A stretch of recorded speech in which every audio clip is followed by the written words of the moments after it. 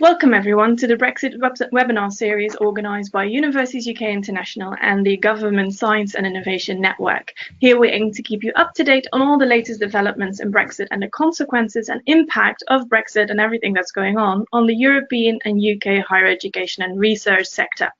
For those who are interested in what Universities UK does and what the Science and Innovation Network does, I advise you to have a look at the introduction of one of the previous webinars. We really today wanted to focus on the content. We had some great feedback on our last couple of webinars, but one of the things that you did tell us was the content is great, we need more of this, but we need to take it a little bit slower and we need to really focus. So that's what we're going to try and do today. And that means less talk about our organizations and more talk about the content. As you know, just like the previous times, the slides will be sent to you after this webinar, as well as a link to this recording so that you can have a look at your leisure afterwards to the slides or have another look at the webinar itself. So there will be a little bit of a repeat on what we did last time, but that is intentional because we want to really take the time to discuss everything with you. But there's also a lot of new information. So I'm Anna-Maria Jansen, I'm Head of European Engagement at Universities UK International, and with me today is Emily Hamblin, who is the Acting Regional Director for Europe, Turkey and Russia of the Science and Innovation Network. And also with us today, who will join us for the Q&A, is Gosia Chervitz, and I'm hoping I pronounced it correctly. She is the European Advisor at the ACRO Brussels office. And just like the previous webinar, we'll have time for Q&A at the end. So if you've got any questions, feel free to send them throughout the webinar and we'll pick them up at the end. And then Gosia will join us for the Q&A at the end as well. We have about, I think, an hour of content to discuss with you, really depending on how quickly we go. And then in addition, we have a 10-15 minutes for question and answering session. If you have many questions, we've got that time. If you don't, we make it a little bit shorter. So I'll now hand over to Emily, who will give you an overview of the current timeline, possible exit scenarios, and also the government guarantees. Emily, over to you. Thank you very much, Anne-May. Just as Anne-May said, I'm Emily Hamblin. I'm the acting head of the UK Government Science and Innovation Network in Europe, Russia and Turkey. I'm really glad to be here today to get the opportunity to talk you through where we're up to with the Brexit process, the government's latest positions, and in particular to highlight some of the guidance that the government has made available for higher education institutions in particular to prepare for the possibility of a no-deal Brexit. So starting off with where we are now, just to highlight that, of course, leaving the EU with a deal in place on the 29th of March remains the government's top priority and what the Prime Minister and the government are working really hard to achieve. I'll go through the background quite quickly because I think most of you are familiar with it. But as you will be aware, back in November, the UK government and the EU came to an agreement on a withdrawal agreement, which set out the terms under which the UK would leave the EU on the 29th of March, as well as a political declaration which sets out at a high level the ambition for the future UK-EU relationship. And then this withdrawal agreement and political declaration was put to the UK Parliament on the 15th of January, and it didn't achieve the support of the UK Parliament.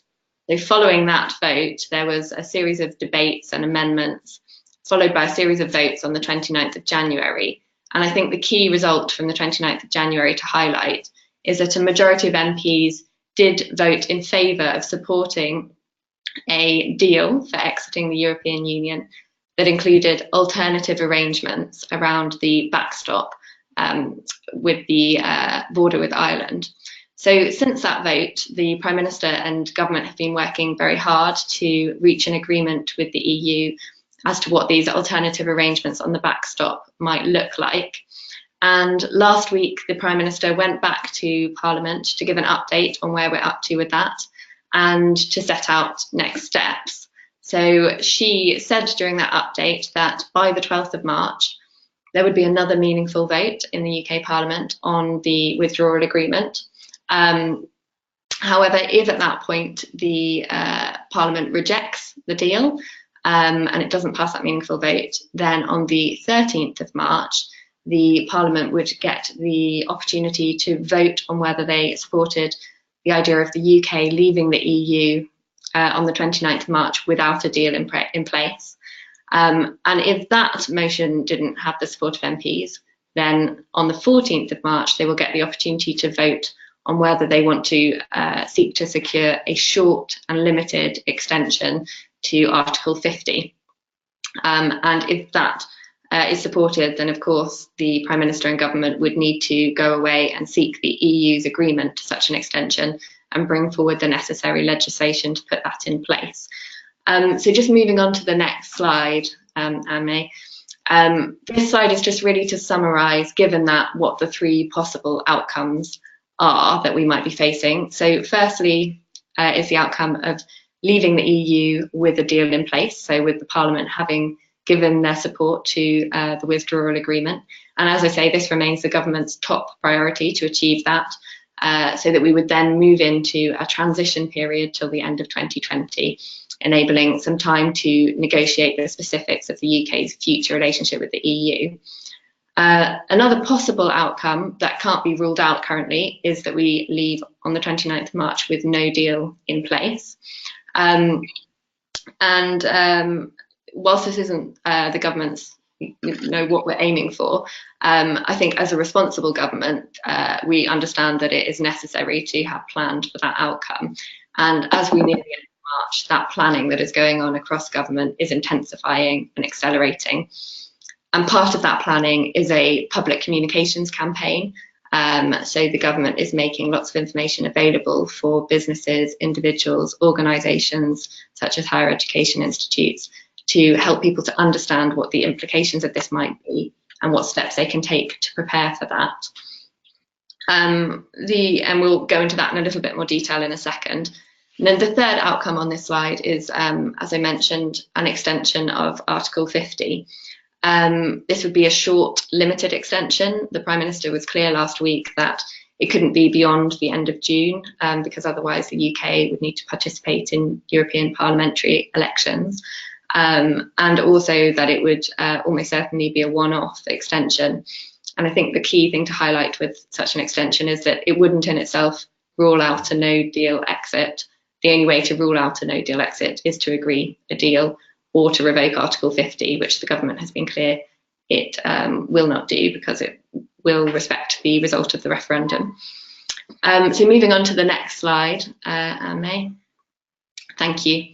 I just wanted to take this opportunity to recap as well the guarantee that the government has put in place with respect to EU-funded projects and programmes. Again, I think it's something that hopefully people will be quite familiar with. So I just wanted to reiterate the kind of headlines on it here. Firstly, just to say that in a deal situation, if we're leaving the EU with a deal in place, then we would continue to participate in Horizon 2020, in Erasmus+, as we do now to the end of those programmes in 2020. But in a no-deal situation, the Chancellor announced back in 2016 that the government would guarantee funding for all EU-funded projects that were agreed before we left the EU. And then this guarantee was extended last summer, in July 2018, to cover all successful bids to competitive programmes in the EU that are made out to the end of 2020 for the full lifetime costs of those projects. So I think what this means in summary is that whatever the outcome, this guarantee will stand. So this should ensure that you continue to receive funding related to any Horizon 2020 projects for the lifetime of those projects, even in the event of a no deal. And just a brief word as well on Erasmus Plus, although Anne-May will go into detail on this in a moment. The government are also underwriting Erasmus Plus programmes that are done while we're still in the EU, but this arrangement is dependent on reaching an agreement between the UK and the EU that the UK will remain eligible to participate in those programmes. And as I say, Anne-May will come back to this. So finally, for this section, just wanted to flag that the government has made a lot of guidance available online on gov.uk, which is the government's website, to help people prepare for the possible implications of a no-deal Brexit. So in particular, there is a paper on gov.uk that is aimed at helping higher education institutes to prepare for such an exit. And I've listed on this slide the areas that that paper covers, but it includes, for example, citizens' rights, both for EU citizens that are in the UK at the 29th of March, i.e. are there before we leave the EU, and for new arrivals arriving after the date when we've left the EU. And it asks for the help of higher education institutes to make sure this information is made available to staff or students that may be affected, and offers a toolkit of how to go about doing this. It also covers student finance, where the headline is that EU students starting their courses in the next academic year will retain home status, meaning that they won't face an increase in fees and they will retain the same access to student loans and other financial support. Covers data protection, highlighting that if you are if what you're doing involves international data exchange, you need to use the guidance on gov.uk to review how you might be affected and the kind of mitigations that you can put in place. It covers EU funding, as we just noted, the government's guarantee and how that protects funding for Horizon 2020 projects, as well as the position on Erasmus+, where we recommend that Erasmus Plus contracts that are currently ongoing continue to be delivered, and that you continue to bid into the 2019 bid, as you would usually continue to make those bids. And then it covers areas like what are the arrangements around the recognition of professional qualifications, what issues will you need to consider if you're planning EU travel for students and staff, and it links to broader preparation guidelines for businesses, employees, employers and students. And then finally, I just wanted to flag that if you are actually based in a European country, if you're living, working or studying in a European country, but you are a British citizen, there are a series of guides available on gov.uk called Living in Country Guides. And these provide specific country-specific information about what the governments in these different European countries have put in place in order to protect the rights of UK nationals, and about actions that you need to take before the 29th of March to ensure that your status is protected. So I'd really recommend, if you are living in a European country, going onto gov.uk, reading the relevant Living in Country guide, signing up for updates, and also looking on those same gov.uk pages for activity that your British Embassy is doing. They will be running outreach events where you can go and have this guidance explained to you and have a chance to put forward your questions and concerns. So that's all I wanted to cover for now, and I'll hand back over to Anne-May. Thanks. Thanks so much, Emily. So that was the official UK government side of things. And of course, a lot has been happening in the EU as well. And in the last couple of weeks, the EU has released new information called the No Deal contingency measures. And it's important to flag that these measures are proposals as of yet. They still need to be approved by the European Parliament and the European Council. Though what we hear from our contacts in Brussels, it does seem likely that this proposal would be ratified or approved by the parties, and that the final vote will likely happen on the 13th of March.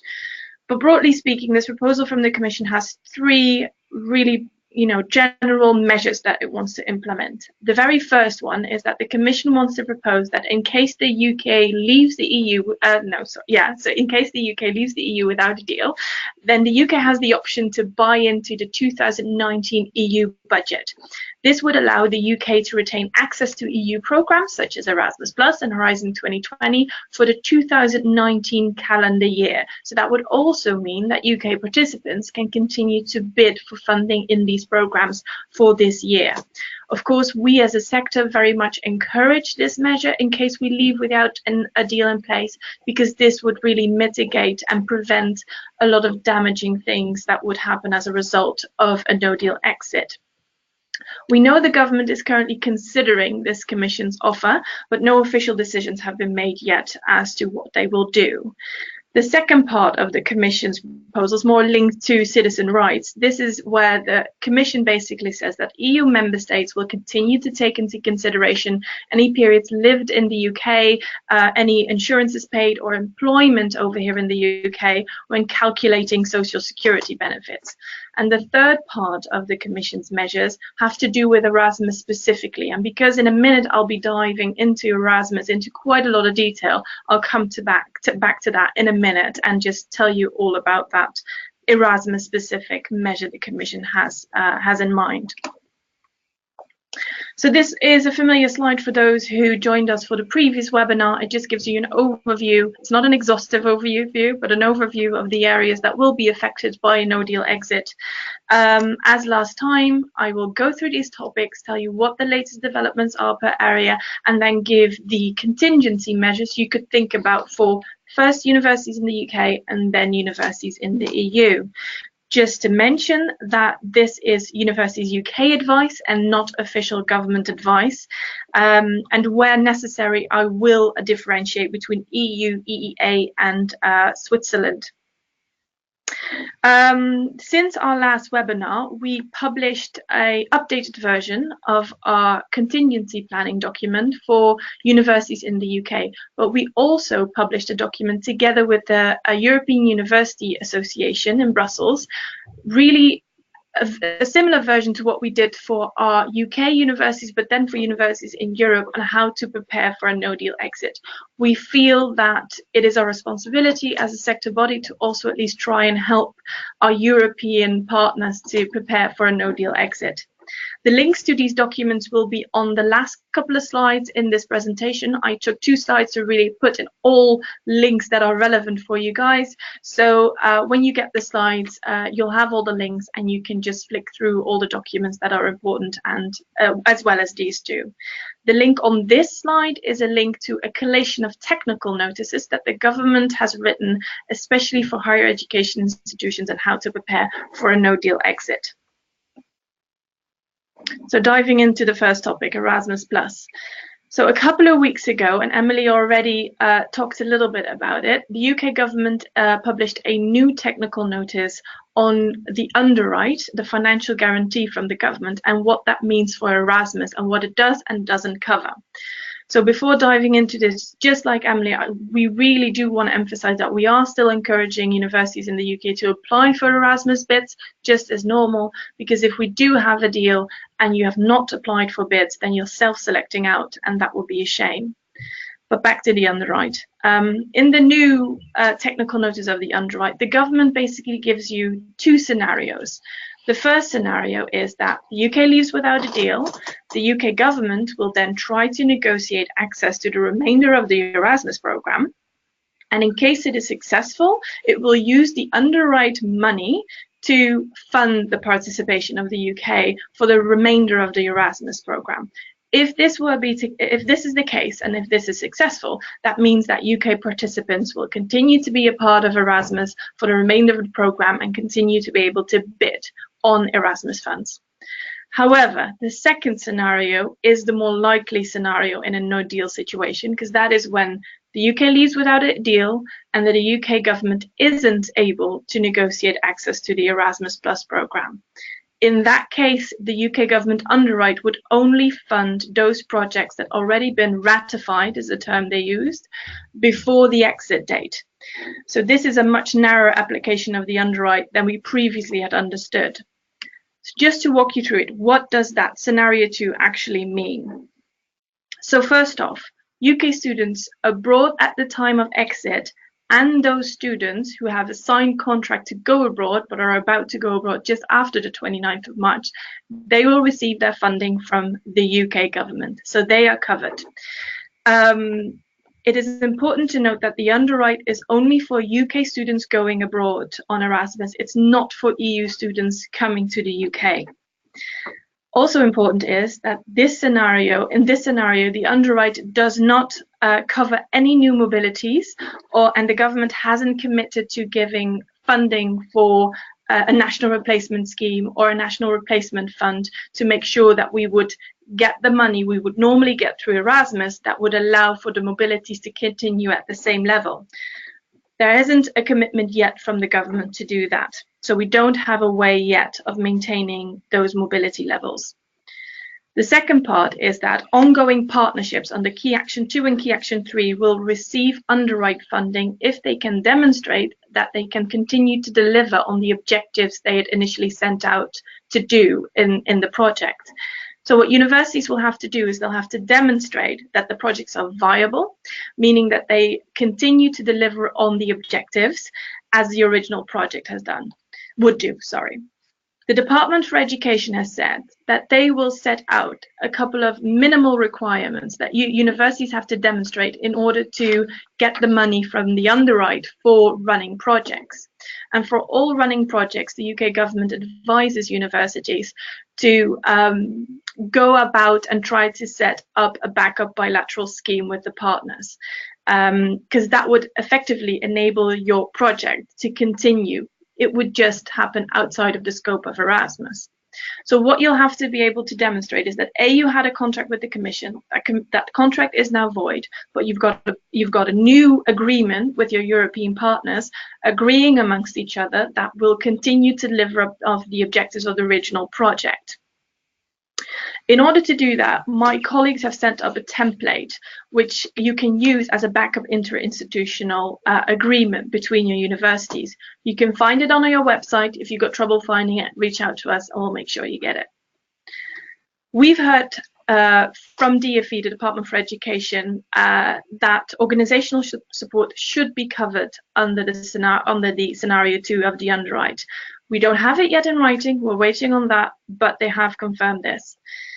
And another thing that is important to flag is that the underwrite only covers payment to UK organizations. So it doesn't cover any funding committed to partners and participants other than UK partners and participants. So this means that where a UK organization is the lead of a partnership, the funds the UK organization would normally distribute to its international partners isn't covered by the underwrite.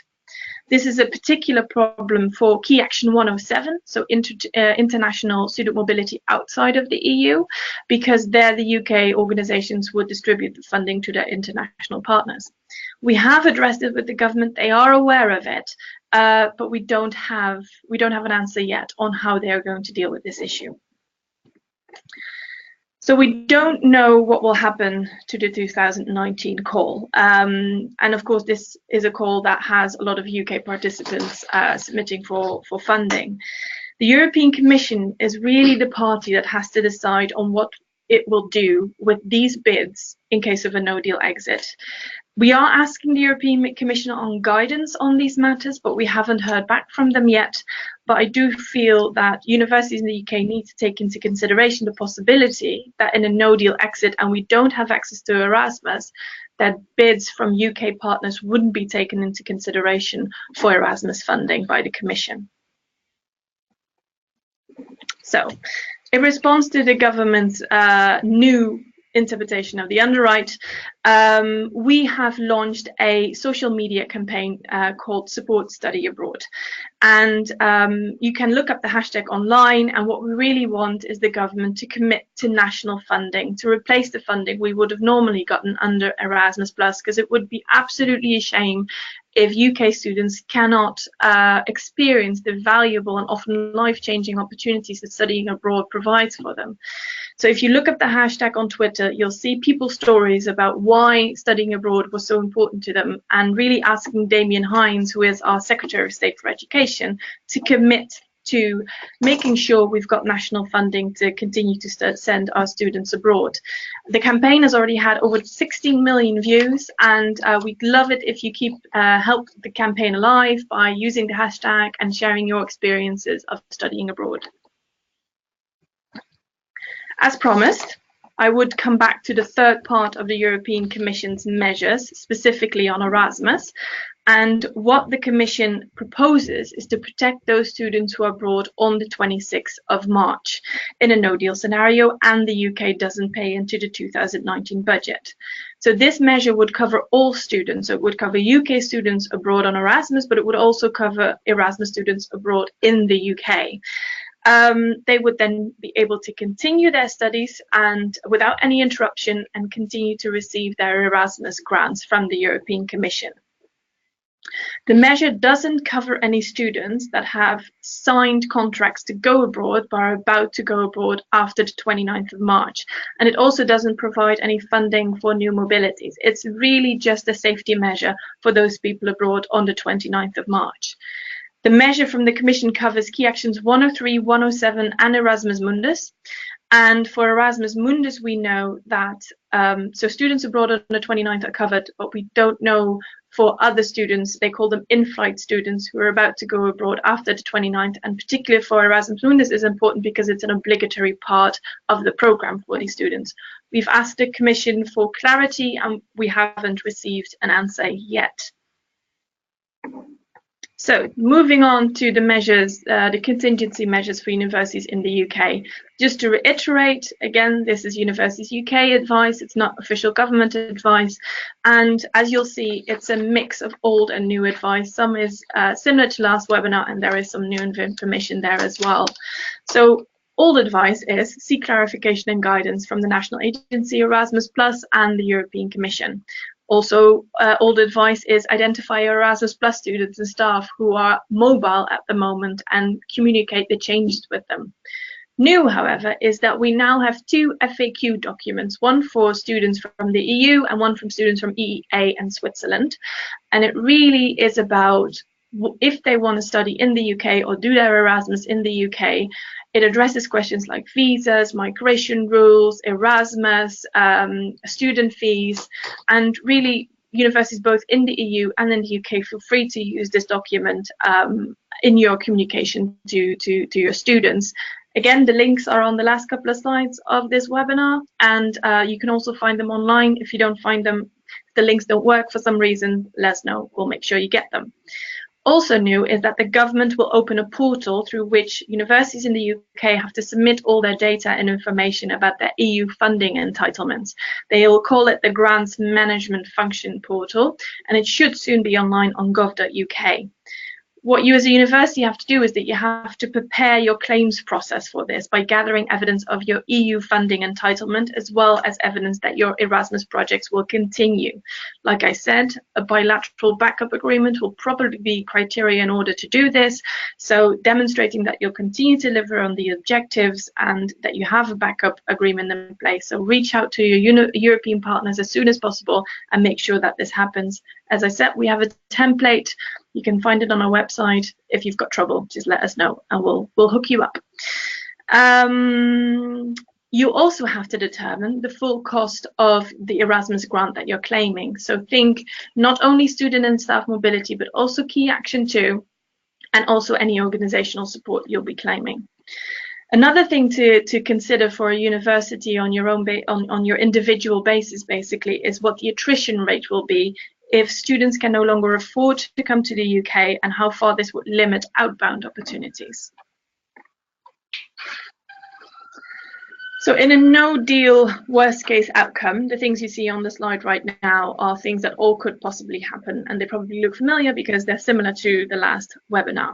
Now, with student mobility covered by either the UK government underwrite or the Commission's measures, you still have to determine which Erasmus Plus projects aren't covered or where you have commitments that you might have to uphold as a university. So for example, look at the program guide for Key Action 2 projects and determine whether or not there is a minimum requirement of program countries that have to be a part of your project. If you're the lead of a project, could you become a partner institution as soon as the UK becomes a partner country? What are the provisions for a partner country? Because it's very likely that we will change from becoming a program country to partner countries, and the rules there are quite different. So make sure that you're up to date on those rules. Then for our European colleagues, also a mix of old and new advice. Again, contact your national agency Erasmus Plus for support and guidance, contact your national migration authority. But new is, for example, that you need to identify those students who are not covered by the UK government underwrite and who are also not covered by the European contingency measures. And these are the students, so the European students who have signed contracts to go on Erasmus to the UK but are about to leave after the 29th of March. So these students will probably have already made arrangements to go. You'll have to determine whether or not there's credit-bearing courses and what the effects are on their courses. So you really have to ask yourself a couple of questions, like how many students are we talking about?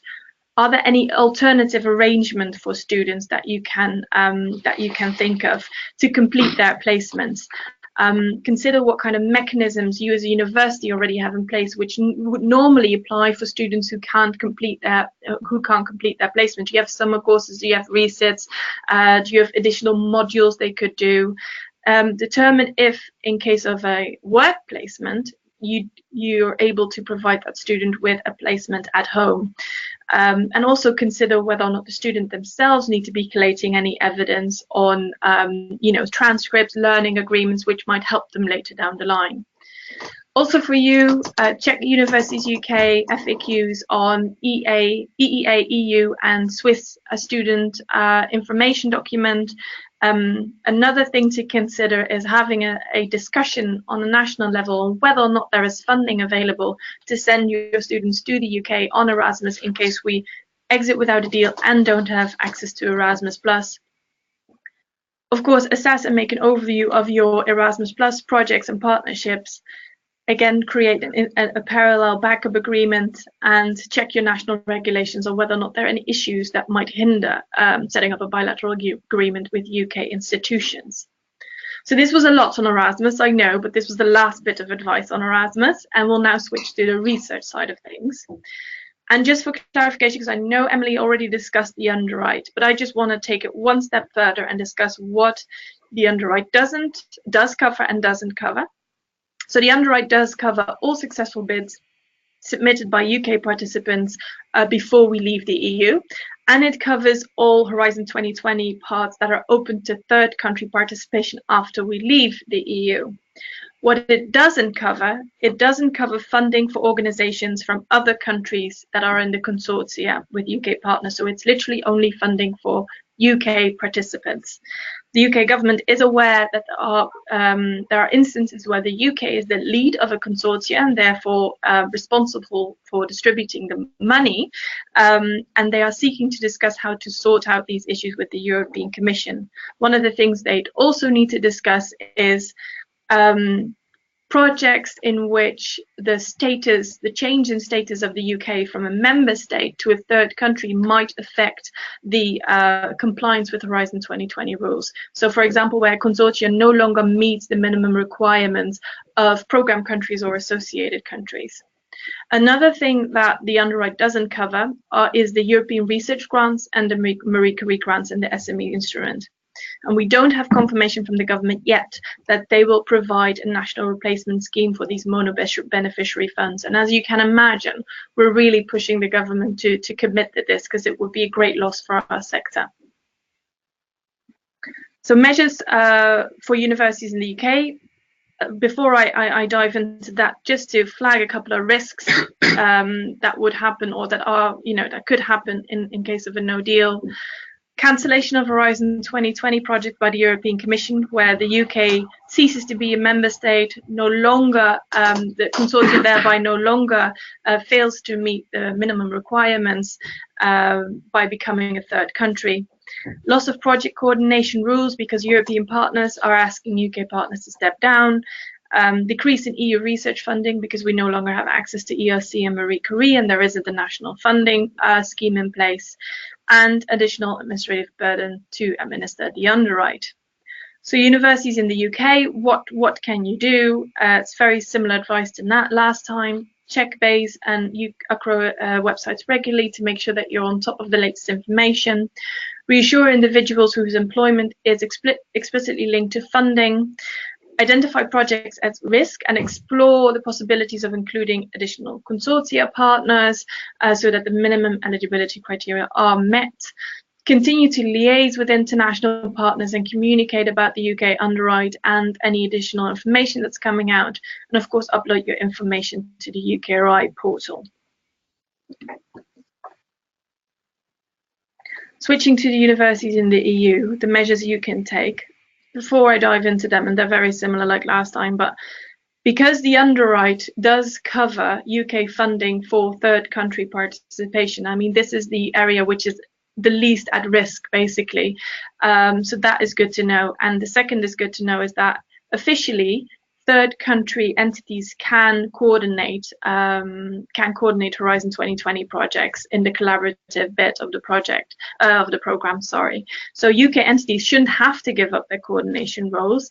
It is allowed in the rules of participation for Horizon 2020. So then over to the measures for universities in the EU. Seek guidance from the European Commission, the executive agencies and the national contact points. Identify collaborative research projects where you have UK partners or a UK lead. Communicate the UK government assurances, and of course continue to liaise with your UK partners to identify joint areas where you might have to do some contingency planning. Now I'll switch over to Emily again, who will give us the latest information on the UK positions on the migration rules in both a deal and a no deal. Emily. Thank you very much, Anne-May. So just 3 slides here to give the latest, as you say, on citizens' rights and future migration rules. So this first slide here is focusing on the situation if the UK leaves the EU with a deal in place, which is the government's top priority is achieving that. And under this scenario, essentially, there would be no change to the immigration status of EU citizens who are either already here in the UK at the date that we leave the EU, or who arrive after that date but before the end of 2020.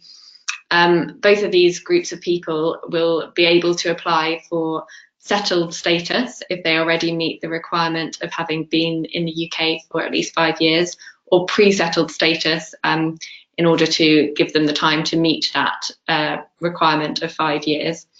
And once they have settled status, this will enable EU nationals to live, work and study in the UK for as long as they like. And that scheme will be open for applications from the 30th of March 2019, so the day after we leave, and the deadline for applications will run right up until June 2021.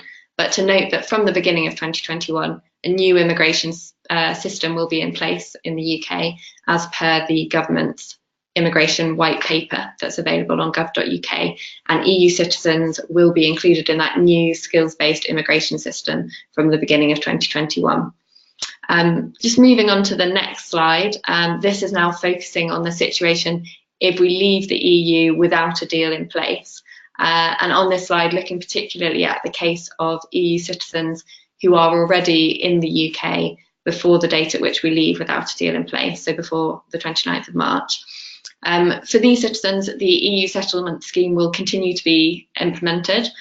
So again, EU citizens and their families will be able to secure their status and continue to work, study and live in the UK as before. The key differences under a no-deal scenario are firstly that the planned application deadline will be brought forward to the end of 2020 rather than it running to June 2021 as before. And then also, as per the next slide, the key difference in a no-deal situation is for EU citizens arriving after the 29th of March, so after we have left the EU, for whom the EU settlement scheme will not apply. However, for a transitional period, you will be able to come to the UK for up to 3 months. And if you want to stay for longer than 3 months, you would need to apply for European temporary leave to remain, which would give you the right to stay for 3 years. And then if you did want to stay longer than that, then that would require another application under the new skills-based future immigration system that, as I mentioned before, would be in place in the UK from the beginning of 2021, when free movement will have ended and we will have moved to the skills-based immigration system set out in the recent white paper. So hopefully that just gives you an overview of the citizens' rights and immigration rules, and I'll hand back to Anne-May. Thanks, Emily. Just before I dive into the measures that universities can do, just to add to what Emily said, we are asking the government to extend the 3-year period, as many courses are 4 years. Think of medicine and engineering, but also in Scotland, almost all courses are 4 years, and PhDs are also often 4 years. For us, the 3 years is not long enough. So we're really asking government to extend that 3 years to at least 4 years. But we are working on it. So the advice for universities in the UK on migration rules is largely the same as last time, with a few additions.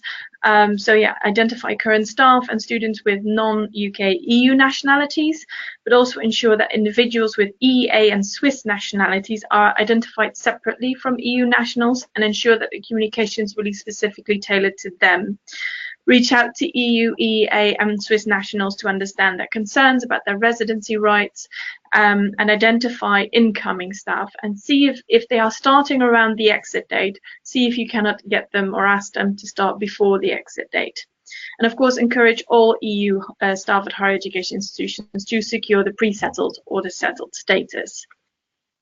A risk area here are EU students registered at UK higher education institutions or staff employed by UK higher education institutions, but not physically in the UK on the 29th of March. So the UK government has confirmed that it will protect the rights of EU citizens in the UK on 29th of March. It has, however, provided not a definition yet on what resident is, and how or whether those EU nationals who are normally residents in the UK but are not in the UK on the 29th of March could be able to prove their residency and apply for the settlement scheme. So in order to be eligible for the EU settlement scheme, there is an absence of 6 months, which is allowed for, and in exceptional cases, even 12 months. But EU nationals who have been absent from the UK for a longer period than that currently are ineligible to apply for pre-settled and settled status. So one of the things you can think about as a university is reach out to those individuals and discuss with them, if their personal situation allows for it, to come back to the UK before the 29th of March and then be able to apply for pre-settled or settled status. So the specific rules and requirements for UK nationals in EU member states really is something for each member state themselves to determine. A couple of member states have already given public assurances about the rights and responsibilities of UK nationals living in their territory. And the European Commission has also published a no-deal contingency action plan, which really calls on EU member states to be lenient towards UK nationals living on their territory. And it also calls on member states to make sure that those UK nationals who've been residing legally in their countries, that they can continue to do so without interruption. The UK government will continue to work with the EU and member states to make sure that the UK nationals in EU member states get assurances. And again, referring as well to what Emily said, the living in guides that you can check to make, to check what the latest developments are in your country and what the rules and requirements are in your country. And also the UK embassy in those countries, in the EU member states, will also offer events and things to make sure that you're on top of the latest information. So measures for universities in the EU, roughly the same. Contact responsible ministry, identify current staff with the UK nationality, reach out to UK staff to discuss their worries with them, consider communicating with these individuals about the changes in status, encourage these individuals to subscribe to the Living In Guides, identify incoming UK staff, and the same as the advice I gave universities here in the UK, if they are starting around the 29th, see if you can get them to start before. So switching to a different topic, academic qualification recognition and mutual recognition of professional qualifications, two different things. The recognition of academic qualification is part of the Bologna process, and the Bologna process is not a specific EU thing, it's a lot wider than that, and the UK will remain part of the Bologna process after the exit, even in case of a no deal, because it's not tied to EU membership. So therefore, the academic recognition of qualification should be fine because we continue to be part of the Bologna process. The mutual recognition of professional qualifications is an EU directive, on the other hand, the MRPQ directive. So this is an EU specific thing. And the EU has stated in their preparedness document that, and again, the link is in one of the last slides, so you can find it there, that the professional qualifications obtained before the exit date will continue to be recognized for their lifetime. So that should be fine for anyone who has professional qualifications already recognized. The Commission does advise, however, that EU27 nationals holding UK professional qualifications obtained before the withdrawal date, just to be sure and check it with the relevant authorities whether or not you need to obtain before the withdrawal date recognition of these qualifications or not. As of the withdrawal date, it will change. UK nationals will become third country nationals, which means that the directive doesn't apply to them anymore. So the recognition of professional qualifications will then be up to the policies and regulations of each member state. It is important to flag that individual member states can unilaterally or bilaterally recognise professional qualifications. And the UK government, for example, has stated that it will ensure that professionals arriving in the UK after the exit date will have means of recognising their professional qualifications. Students' fees, the other issue, Emily had already touched upon it. So EU students starting their courses in the EU starting this autumn, so September 2019, the coming academic year, they will be treated as home students, meaning that there won't be an increase in fees and they still have access to the loan book. This will be upheld by the UK government even in case of a no deal, they have assured us. And we're asking the government to give that same assurances for the 2020-2021 academic year, but we haven't received an answer on that yet. UK students wanting to study in EU member states will have to reach out to the relevant national authorities in that member state to see what the rules will be there. UK students will then move from, becoming a member state to a third country national, and this will imply changes in fees. And when this would happen and how this would happen is something that you need to reach out to the national member states for. Almost there, guys. Other areas, again, familiar slide. There are loads and loads of areas that will be affected by an exit with a no deal. And we're not going to go through all of them because we're not the experts, but just to flag that on each of these issues, it would be good to get in touch with the relevant authorities and the stakeholders and the experts and determine how great the risk is and what you might need to do in order to mitigate any damages. One example, data management. In case of a no-deal scenario, the UK stops being compliant with the EU General Data Protection Regulation, GDPR, and even if the UK still has the same rules as it did the day before. So it will be relevant for universities to see what data is shared with UK partners, is there any sensitive data, if practices need to be changed, and areas that could be affected are exchange of research data and exchange of staff and student data. So universities both in the UK and the EU are advised to review data transfers from the EU to the UK, so what to whom, how many times, which mechanisms. Review your contracts to see if you can do anything to make them compliant with EU legislation, and where applicable, insert a clause on the adequacy issue. So just a really quick recap on the no deal assurances. So on EU nationals in the UK, your rights, if you're here before the 29th, are assured, even in a no deal situation. The Horizon 2020 underwrite for running projects are assured, and third country participation. Structural funds should be able to continue until 2020. On Erasmus, again, running mobilities are insured, and the running Key Action 2 and 3 projects are covered, but no new mobilities, and Key Action 107 is a problem because of the international partners and the payment to them. No change for fees for the coming academic years, and for qualification recognitions, those already qualified remain recognized.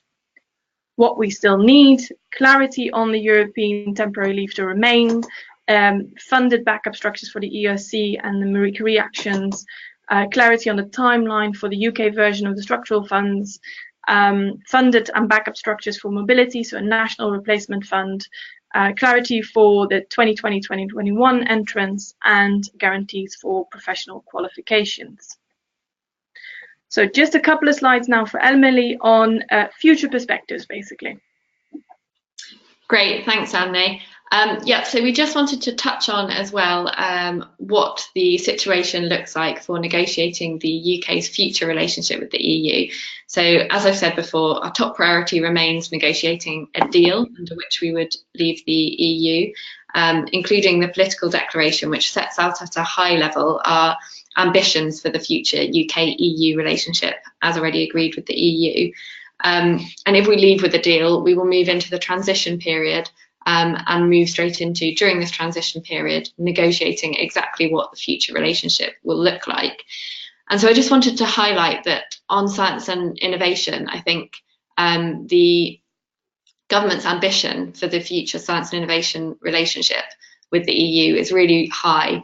For example, back in May, the government published a proposal for the future UK-EU S&I relationship.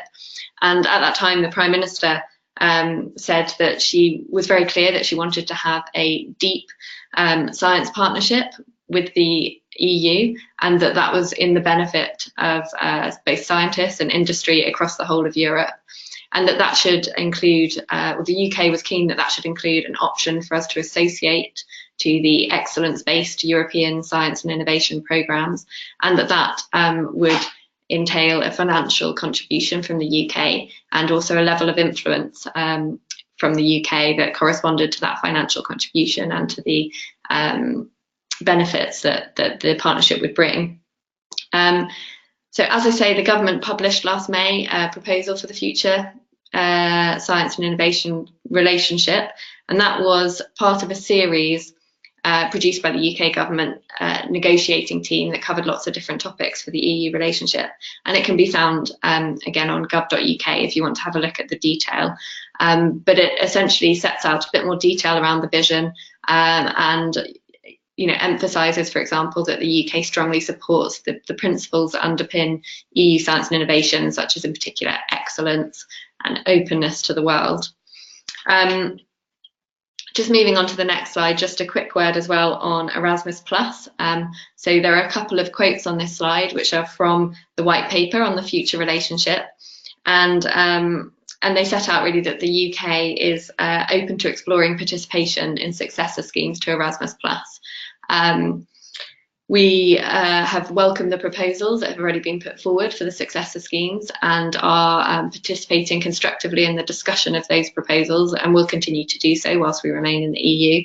Ultimately, the decision of whether we participate will be part of the broader negotiation of the UK's relationship with the EU. But just to highlight these quotes and what the UK government has already said on future participation in Erasmus+. Back over to you, Anne-May. Thanks, Emily. So really quickly, last content slide, same as last webinar, no surprises there. What do we want from the future? When it comes to the UK-EU relationship, of course, full association to Horizon Europe, full access to Erasmus+, continued mutual recognition of professional qualifications, and where mutually beneficial access to the European Investment Bank. On domestic policy reform, we want an immigration system that allows us to attract the best and the brightest from around the world, also the EU, enhanced support for international research collaboration and student mobility, keeping the regulatory standards so we can make sure that our researchers can continue to work with the research in the EU, and a shared prosperity fund, so the UK structural fund version that is based on the experiences of universities. As I promised, you can see here 2 slides with a lot of links with the information that we've been discussing. These are our guidances and the FAQs together with the government underwrite and the Commission's measures. And here you've got another slide with a lot of links with official information for you to go through at your leisure at a later point. So I'd really like to thank all of you for hanging in there. It was a lot of information to take into, even though some of it was a repeat of last. Again, the slides will be shared, you will get them, and a link to a recording. So I'd like to welcome back Kosia from UCRO in Brussels to join us. And before we dive into the Q&A, Kosia, is there anything particular that you want to flag just before we start answering the questions? Yes, thank you very much. It was very interesting and indeed a lot of information to take in. Just maybe if I have a chance to go back to Horizon 2020 and just to highlight what is covered by the guarantee and what is not, and just to encourage everybody to always relate to official information. So there is question and answers document produced by BEIS, and we really need to distinguish between different periods when we talk about underwrite guarantee. So when we talk what is covered or not, always we need to establish which deadline we are talking about, because Horizon 2020 is open to the world, and this will not change also after the Brexit. So until the Brexit date, end of March for now, the underwrite guarantee would cover all ongoing projects, including Marie Curie and ERC. Okay, so this is a very important message, that we distinguish this from the period after the Brexit. So the period after the Brexit is covered by the extension of the guarantee. And here indeed, the extension can only apply to schemes that are open to third countries. And not all of the schemes under Marie Curie are open to the third countries. So namely, this is problematic for individual fellowships and ERC. So I would just to clarify this, this little point, that what is covered by underwrite guarantee and by the extension of the guarantee. So if you have ongoing projects, or if you are still applying, always double check, the official guidance. So this is the point before we start with questions and answers, which might come. Very good point. Thanks. Very good point. And thank you for joining us for the Q&A. Thank you for having me today. I'll dive into the questions. My colleague is patching them through one by one as they came in while we were having our webinar. The first one is, can you clarify whether there will be any provisions for staff mobility funding from the underwrite? So yes, this should be covered, because if you go back to the slide on the Erasmus underwrite, the paragraph I pasted in there that says basically it covers the European Commission one covers everything that includes UK entities, participants. So it's a very broad underwrite. And the UK government also, the UK government underwrite also covers staff mobility. It's very easy to only refer to student mobility, but it does indeed also include staff mobility.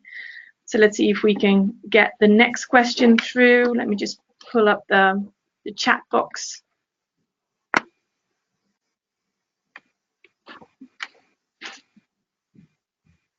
There we go. Will research funding be taken out of existing funding or a new budget? I think I better take the government's lead on this, because I can't answer it. Emily, the question is, so if I interpret it correctly, the new research funding, will it be taken out of existing funding, or will there be a new budget? Okay, I'm not sure that I fully understand the question, but perhaps it's worth emphasising that as part of the UK government's industrial strategy, the government has committed over the longer term to increase research funding to 2.4% of GDP. I'm not quite sure. I imagine the question is to do with how our future relationship with the EU, and therefore with EU-funded research programs, relates to that commitment. I don't think I can offer much clarity on that at the moment, but I'm very happy to kind of come back over email with anything more that we have. I'd like to advise the person who, because I can't see that on the screen, who asked that particular question. So if you would like to email us and clarify what particularly it is, really exactly it is you're asking, then we can feed that back to government or try and answer that question for you ourselves. So maybe good for you to try and email us with the specifics on your question. So the next question, and I think, Emily, this is a good one for you as well. What steps do I need to take to protect my residential status in the event of a no-deal Brexit? Sure. So I'm not sure, again, if the person asking that question is a EU citizen based in the UK or a UK citizen based in a European country. If you are a UK citizen based in a European country, it will be different depending on which country you are in, because it will be up to the government and the relevant authorities in that particular country to set out what they're going to put in place to protect citizens and what steps citizens need to take to ensure that they are fully protected. If you are a UK citizen based in a European country, I would therefore strongly suggest having a look on gov.uk at the Living in Countries guides that we mentioned a few times, which has country-specific guidance, which will set out the situation for your specific country, and also, of course, getting in touch with the relevant government and relevant authorities to see the guidance that they themselves have provided directly as well, although that will be summarised in English in the Living In Guide on gov.uk. If you are a EU citizen in the UK, then I think, again, that will depend whether we're in a deal situation or a no deal situation, whether you are in the UK on the 29th of March or the date when we leave the EU, or whether you arrive afterwards. I think the key information about what you would need to do is hopefully summarised in the slides here. But if you do have any queries that aren't answered by that information that we've provided, then again, please do get in touch. My email address as well as at the top of the presentation. And if you've got any specific kind of queries that aren't covered by that, then we would definitely be more than happy to follow up and try and get you the answer. I don't know if you've got anything you wanted to add, either of you. No, that's perfect. Thanks.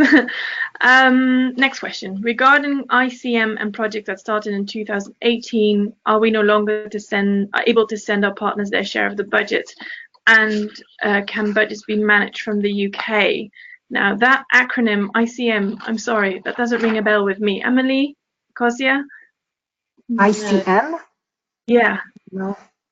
No, so I'm assuming here, if you're referring to Key Action 2 Erasmus projects, then the problem is indeed that the underwrite only funds those bits that are UK participants funds, basically. So no funding that UK leads would normally distribute to their partners. Like I said, the government is aware of this. They're wanting to discuss with the Commission how they would sort this out.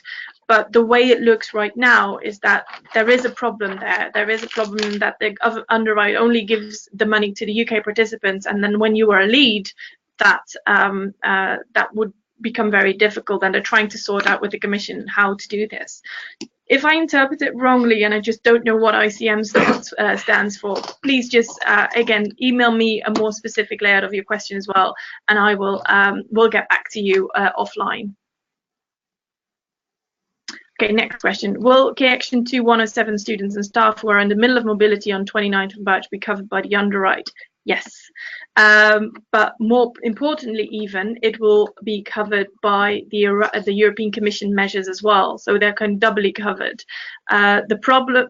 The good thing is that they're covered by the European Commission's measure is because the European Commission covers everything and everyone abroad at the 29th of March, and they continue to get their funding and complete their studies and complete their period abroad.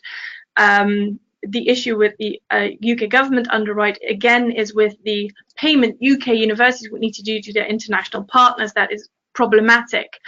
But because for those who are mobile on the 29th of March, the European Commission measure would apply, that is not something to worry about. So for those who are abroad on the 29th, they will be covered by the European Commission's measures. Where can information on pensions be found? I'm assuming, actually, and Emily, maybe you know better than I do, but I'm assuming that there's also a technical notice on Social Security and pensions. Yes, my understanding is that there is available on gov.uk. Yeah, so I would check out the technical notice on notices on gov.uk, and there you'll find more information. And I'm sure Social Security and pensions are part of that as well. Let's see how much time we still have and how many questions we still have. When providing evidence for European EC-funded projects to the UK government, do all EU bilateral backup agreements need to be signed by 29th to be eligible?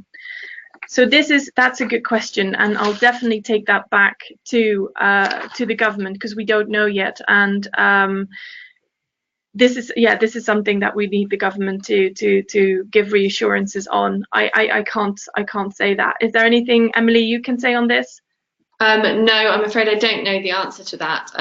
That is another one of the reasons why I was really keen to be here on this call, actually, is as well to hear questions and concerns where we don't know the answer, to be able to take those back to government and flag what it is that people still need answers to. Okay, and I think I'll do the last question unless we've got time. Yeah, last question. What does the terminology ratified mean in the Erasmus underwrite?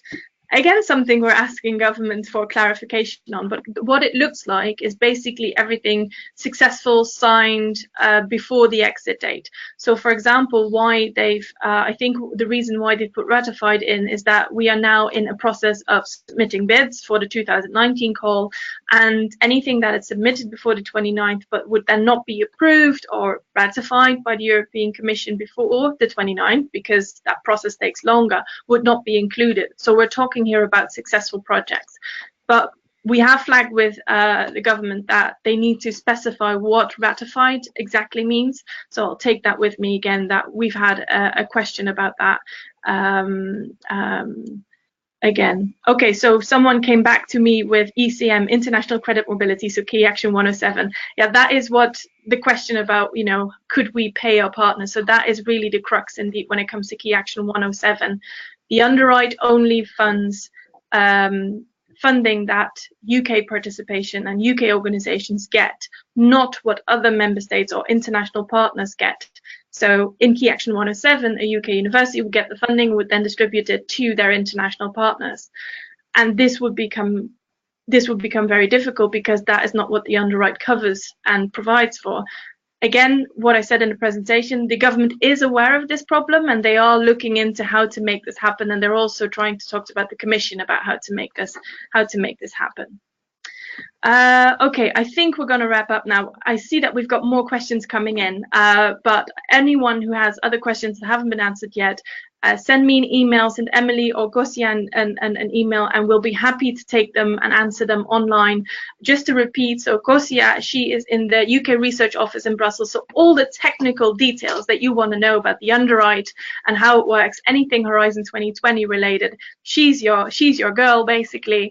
And more international, if you want to know things about, you know, for UK citizens living in the EU, if you want to know anything about science in a broader perspective, then Emily is the person to talk to, because she is from the Science and Innovation Network. And you know, anything I can help you with, very happy to do. You know, Erasmus maybe specifically, you should ask me. But then again, feel free to email all of us. We'll be doing our very best to get your answers to you. And yeah, I just wanted to thank Emily and Gosia so much for joining us during this webinar. It really it's very helpful and very useful to have someone from government there and some from UCRA there to be able to answer any specific questions and also to give the official government position. I hope this has been helpful for those who are viewing. We don't have a date yet for the next webinar. Normally I give you a date for the next webinar, but because everything is so quite uncertain and we don't really know when the best time would be to do a next webinar, you know, keep an eye on the emails that you get from us, and keep an eye on social media, and you'll see the next date popping up and what we'll be discussing then. So thank you again, Emily and Gosia, for joining us, and thank you for listening to us for well over an hour. I hope it's been very useful. You get the slides, so get the link, and yeah, see you next time. Thank you so much. Thank you. Thank you. Thank you.